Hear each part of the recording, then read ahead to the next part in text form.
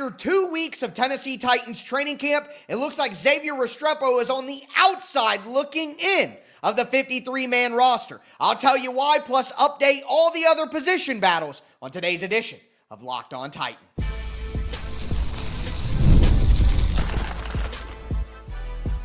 You are Locked On Titans, your daily Tennessee Titans podcast, part of the Locked On Podcast Network, your team every day.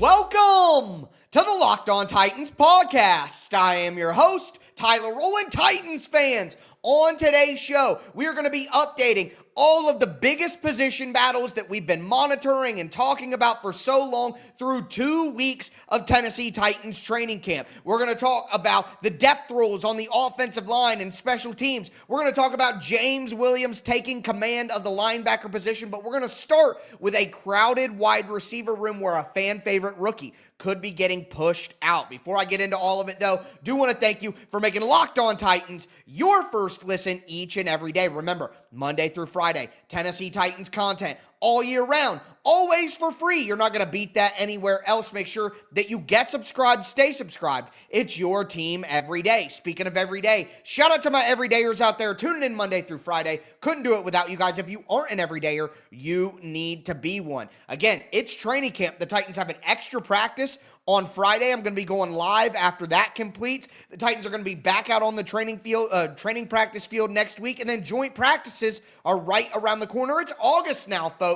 You can smell the football in the air. Make sure you're the most entertained, informed, and educated Tennessee Titans fan that you possibly could be by staying locked in here with me on the Locked On Titans podcast. Again, it's your team every day. With that being said, though, I do want to start my position battle updates with the wide receiver room. And look, I'm going to come out of the gate and say I am not feeling very confident about my prediction that Xavier Restrepo is a roster lock. Things are not looking good through the first 2 weeks of training camp. Now, I'll tell you who is ahead of him and why, despite a decent last couple of practices for Restrepo, I feel this way. So the first week of training camp, Xavier Restrepo basically did nothing. You know what I mean? There was no updates on him, didn't make any plays, was working with the third team offense, a little bit banged up, didn't really do much.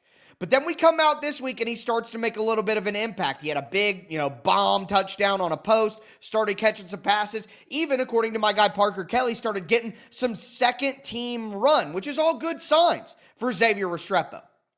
But the problem is the people ahead of him. The people ahead of Xavier Restrepo is what it's going to make it difficult, not even his own performance. It's what the guys ahead of him are doing. I would relate it to playing golf. You're playing a decent round of golf, that's great. You're playing against somebody who is playing out of their mind awesome. There's really not much that you can do. And Xavier Restrepo right now is dealing with that with two guys who are older than him.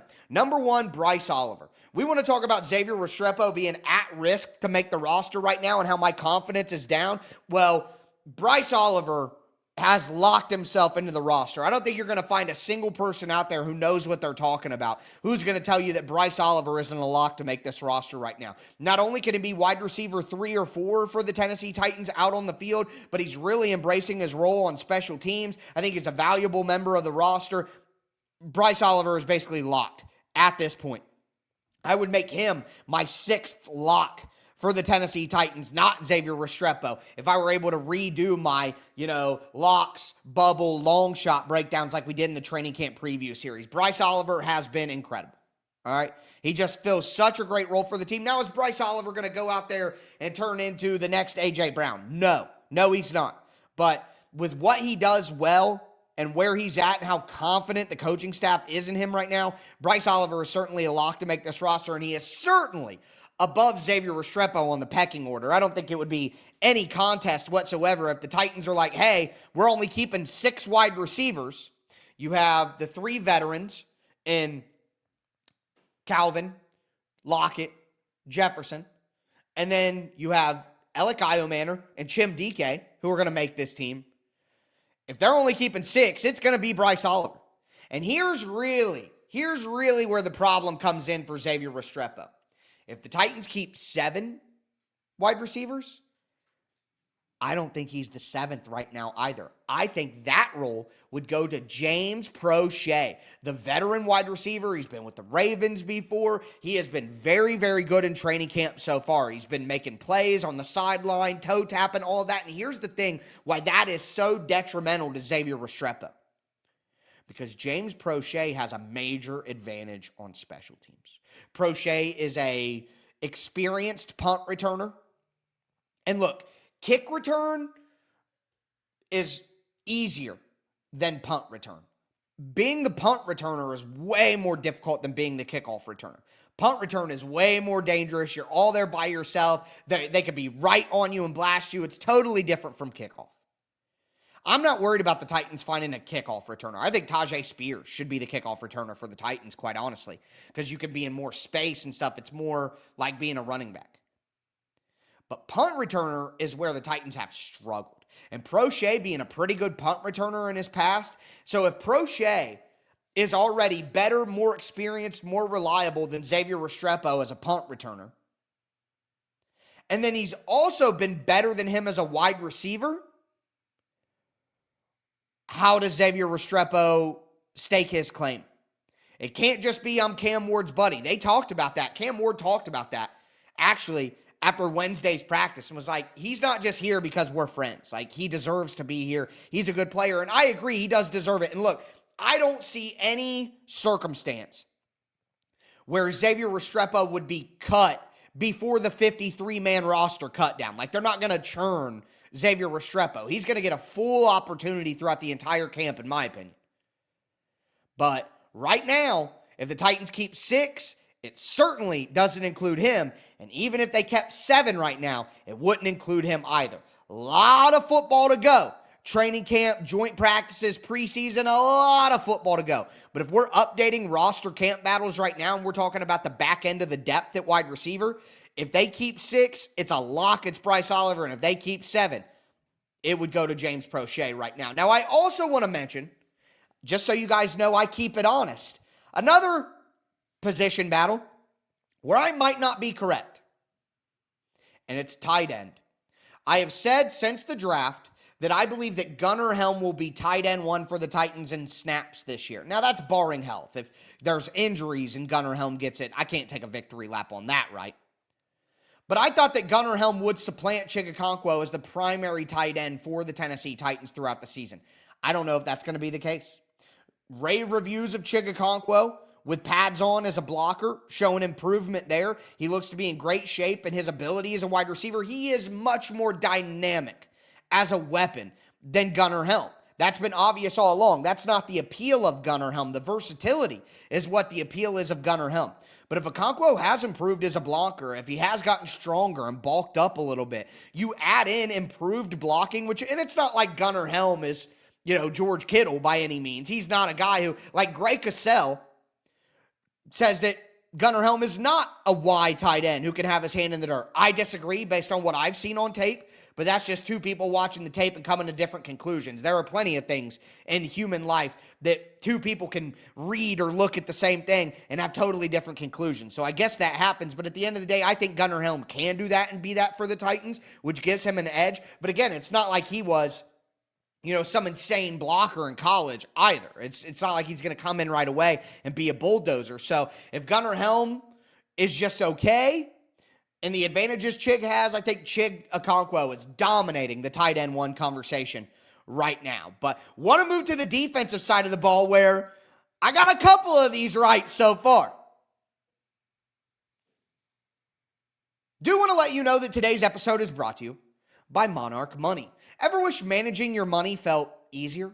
With Monarch Money, it can. Whether you're growing your savings or planning a big purchase, Monarch puts you in the driver's seat. It's like having your own personal CFO, giving you full visibility and control over your finances. Monarch Money is more than a budgeting app. It's a complete financial command center. You can track all your accounts, investments, and spending all in one place. So in addition to managing your money, now you're also building your wealth. For me personally, when I first got started with Monarch, I didn't realize just how much money I was spending on online shopping. Now I can budget smarter, and I've been getting into investing, being able to have all my accounts invested investing and spending all in one place. Super, super efficient. So take control of your finances with Monarch Money. Use the code LOCKEDONNFL at monarchmoney.com for 50% off your first year. That's monarchmoney.com, code LOCKEDONNFL for half off your first year.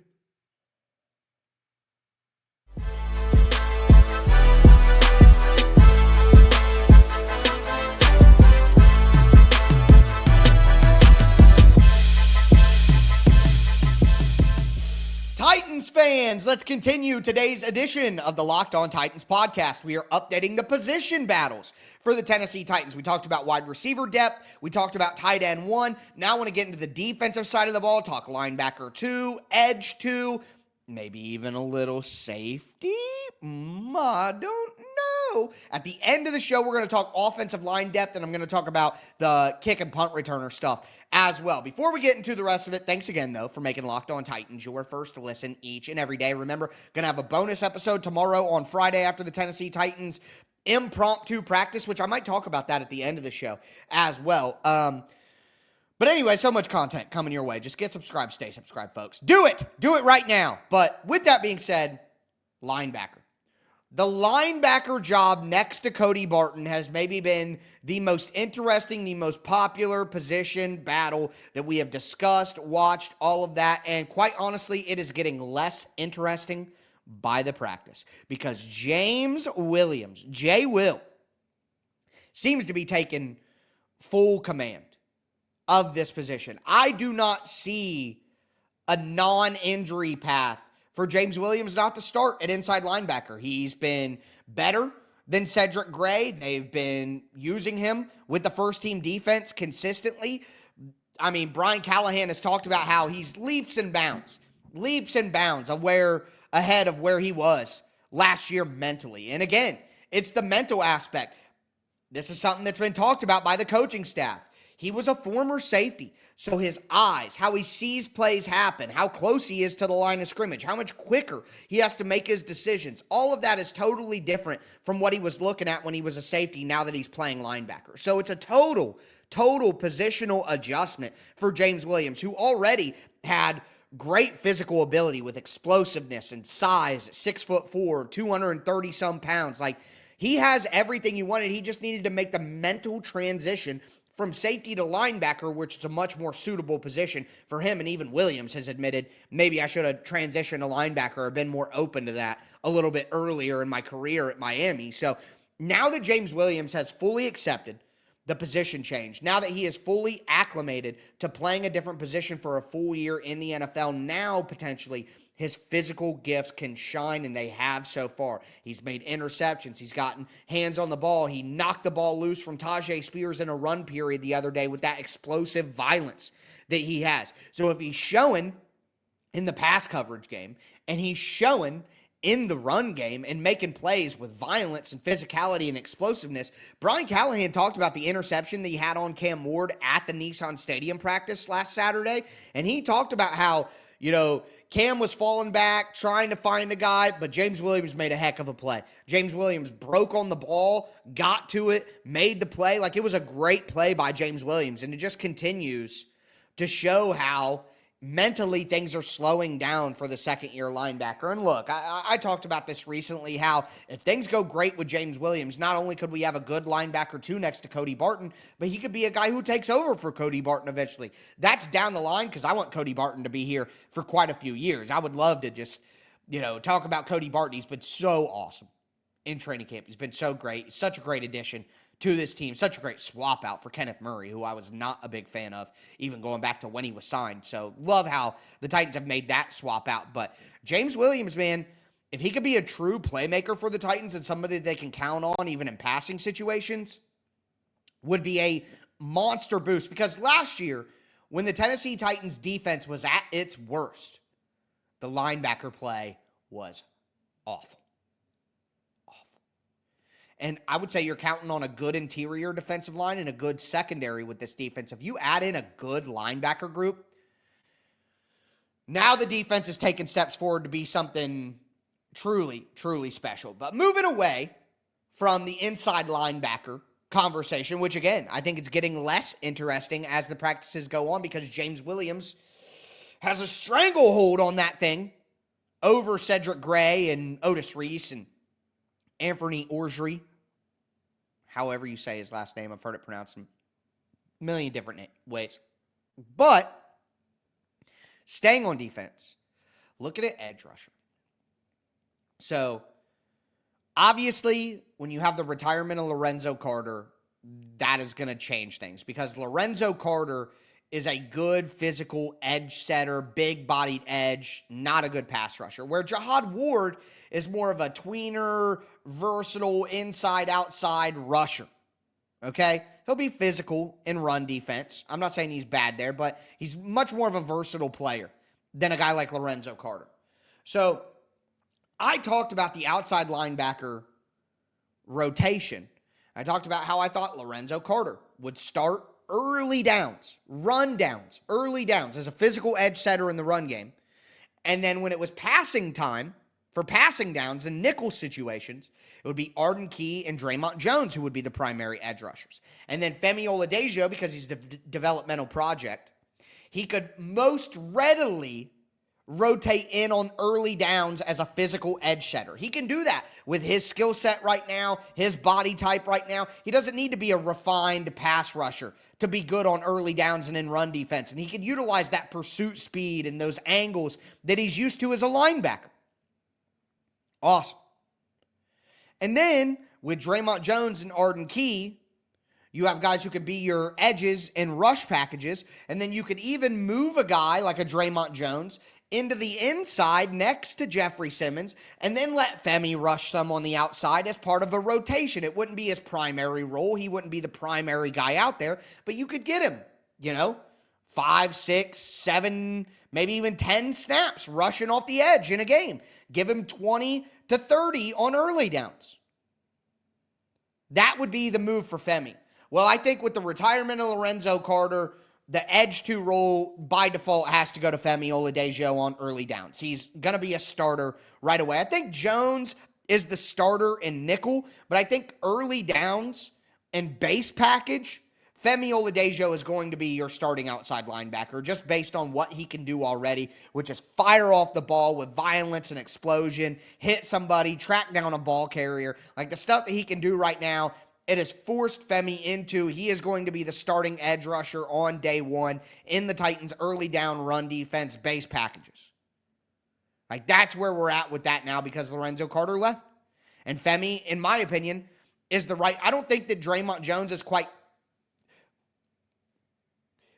quick enough and big enough and sturdy enough to be a full-time edge and play the run well. He's a good player, a versatile player, but I see Draymond Jones' role with the team more in a pass rush setting. I mean, everyone has to play the run and rush the passer at some point. You're going to have to do both. It's not like the Titans know what play is going to be run to put the right guys out there. But situationally speaking, I think Draymond Jones is going to get his most work with the Titans as a pass rusher on the edge and 4-man fronts, and also kicking down inside to rush from the interior in passing situations. I think that's where his best stuff is going to shine, where Femi is going to be much better on the edge and early down situations, stopping the run. So that's where I'm at with those. I guess they're not position battles per se now, but it's more about roles and where you fit. Also, before we move on from defense, can we for a moment talk about safety? I have continued to say, and I will continue to say, let Kevin Winston work in easy.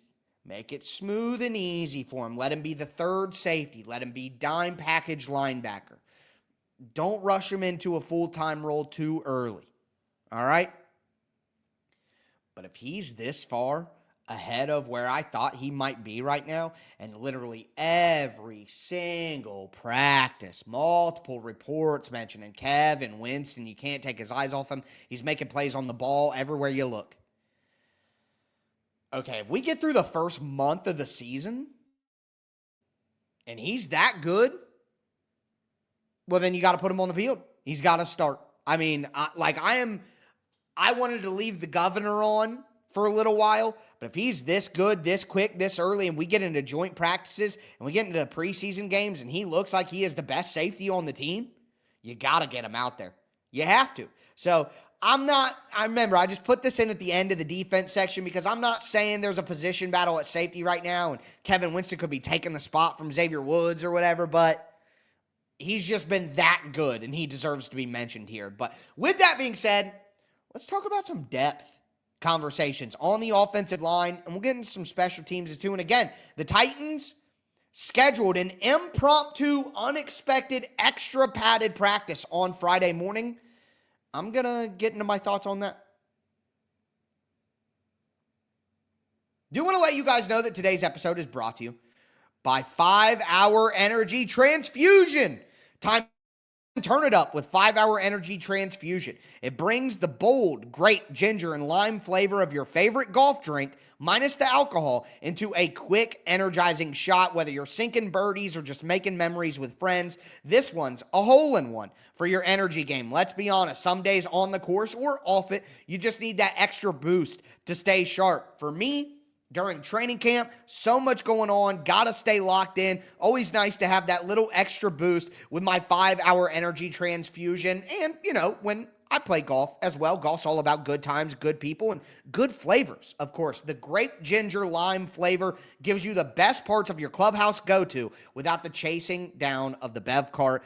If you go to 5hourenergy.com today, that is the number 5 Hour Energy. You can use my promo code LOCKEDONGOLF to receive 20% off your order. This offer is only valid until September 30th on one order and cannot be used with other promotions. The code is not good on subscription orders. Whether you're meeting up with friends or trying to turn 18 holes into 36, get the energizing boost you need to power through.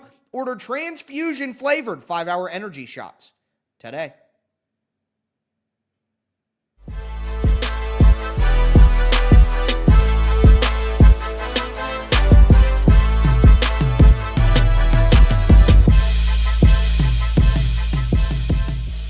Titans fans, let's cap off today's edition of the Locked On Titans podcast, talking about position battles.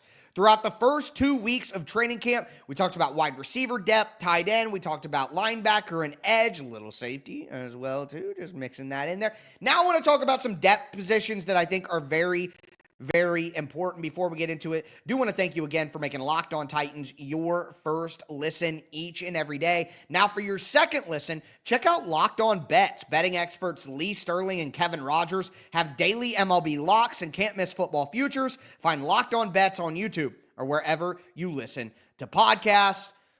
All right, we got to talk about offensive line depth. I want to maybe touch on defensive line depth as well, but offensive line depth, we talked about Corey Levin is the backup center. I think he secured his spot there.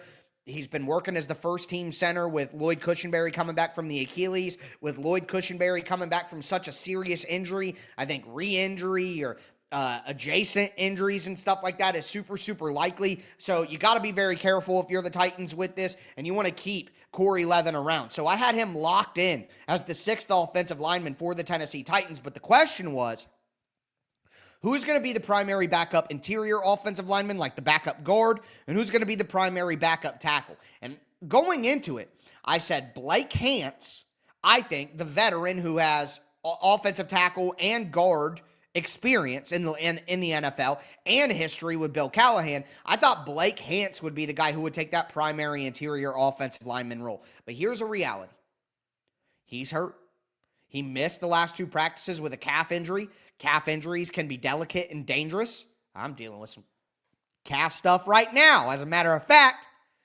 But, we don't know that Blake Hance is going to be back anytime soon. It's training camp, so we don't know if it's, something serious. They said it was day-to-day, but how do we know for certain about that? There's no reason for the Titans to tell the truth on that, It's day-to-day, sure, So if Blake Hance misses a couple of weeks of practice and we continue hearing about Jackson Slater, the rookie out of Sac State, absolutely dominating, having a great practice, moving bodies, letting the bodies hit the floor, okay?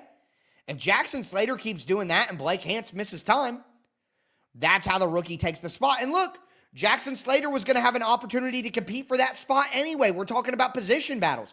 Jackson Slater, as a 6th-round pick, always had a chance to beat out Blake Hance for the number 1 backup guard position. That was always on the table.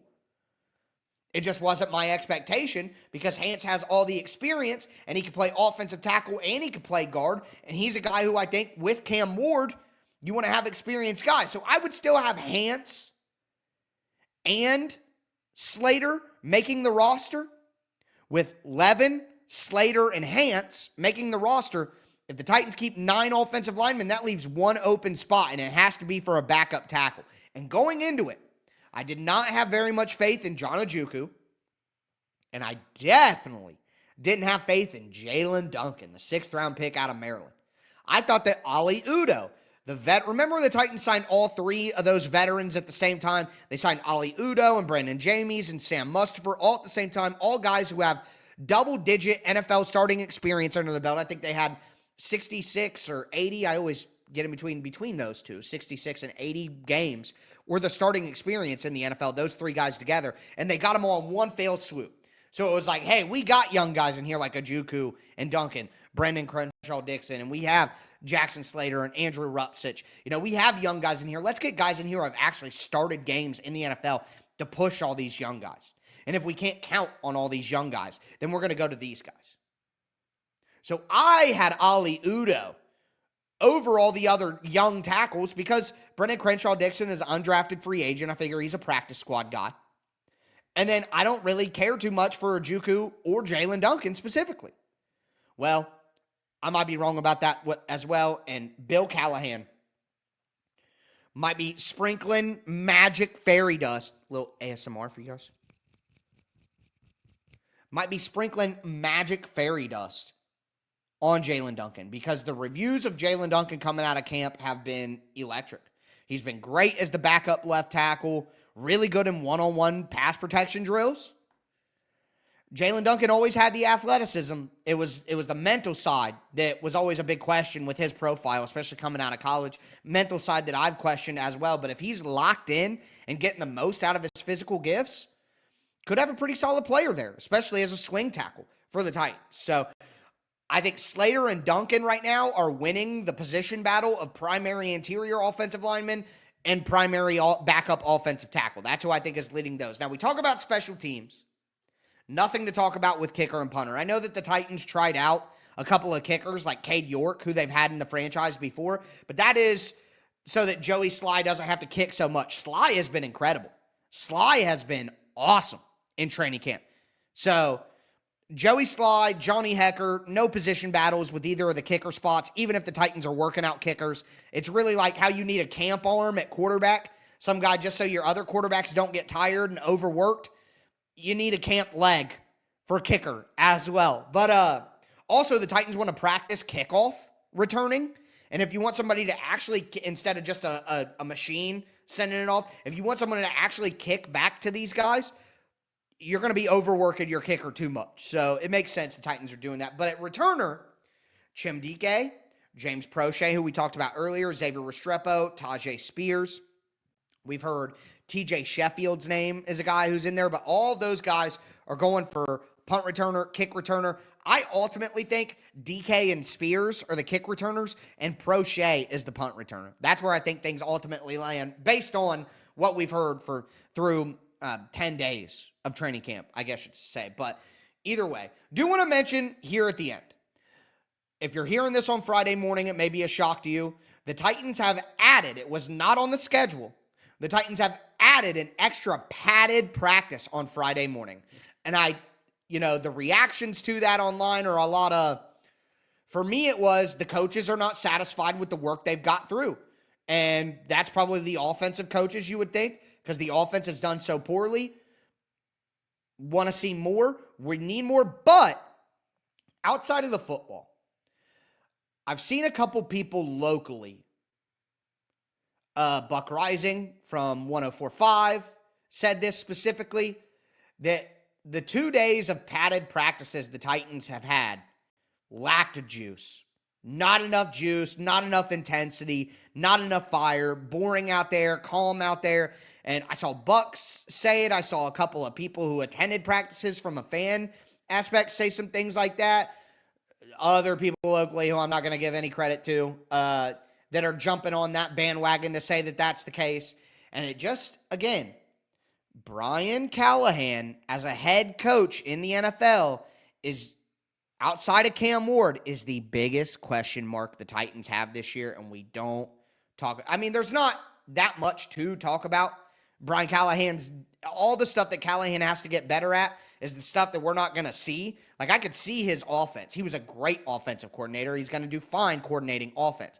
But is he a head coach in the NFL? A lot of people are just like, absolutely, no question about it, and I don't know where that confidence comes from. So, criticisms of Callahan is like the leader, the CEO type stuff that you have to do as a head coach, and not getting enough juice, not getting enough energy, intensity out of your practices. That falls into that category as well. So just something to put a pin in. But I should be back with you guys tomorrow for a bonus episode after Friday's practice, going live in the middle of the day like I did on Wednesday to break it all down with you guys. Life's been a little crazy for me lately on a personal level, I'll be honest with you. So don't want to commit too much, but that is the plan right now. But with that, that's going to do it for me today, folks. As always, I am your host, Tyler Rowland, and this was Locked On Titans.